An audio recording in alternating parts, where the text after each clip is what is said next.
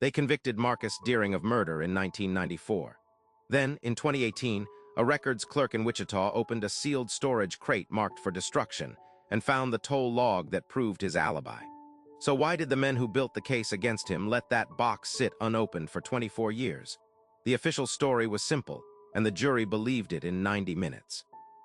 On the night of March 3, 1994, a convenience store clerk in Tulsa was shot once behind the register.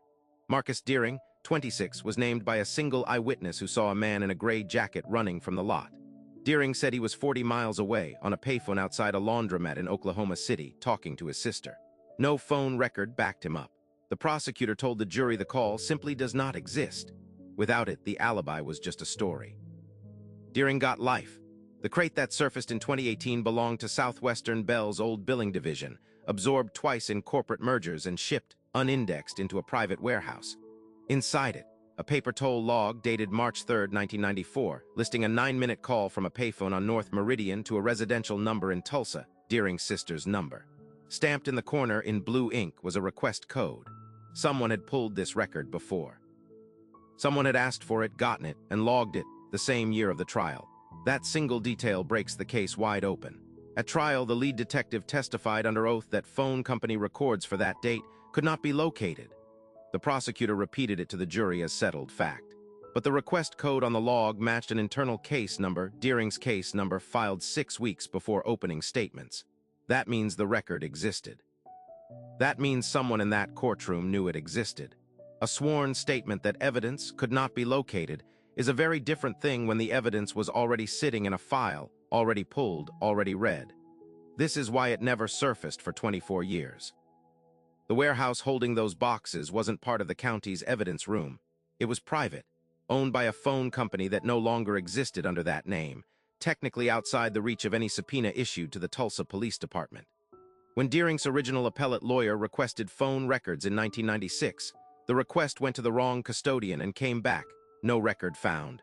True, in the narrowest sense, because the department itself no longer held a copy.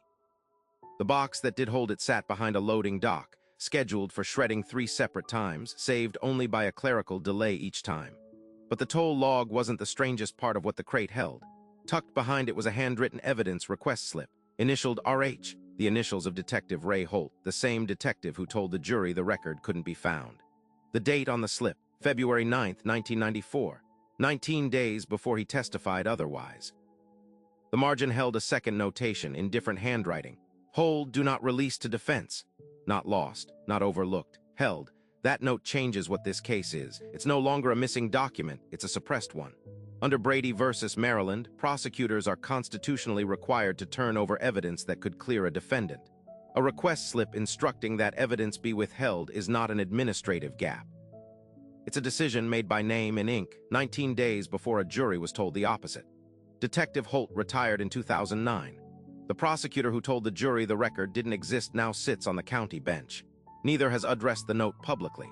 Deering's conviction integrity review opened in late 2018 and remains, as of this recording, unresolved. The statute for perjury long expired. The statute for withholding evidence murkier still. So the record exists now. The alibi holds up against it minute for minute. What no one has explained is simpler and harder. Who wrote, "Do not release"? And what happened to the 7 other files from that department, boxed the same year, that were scheduled for destruction and never checked at all?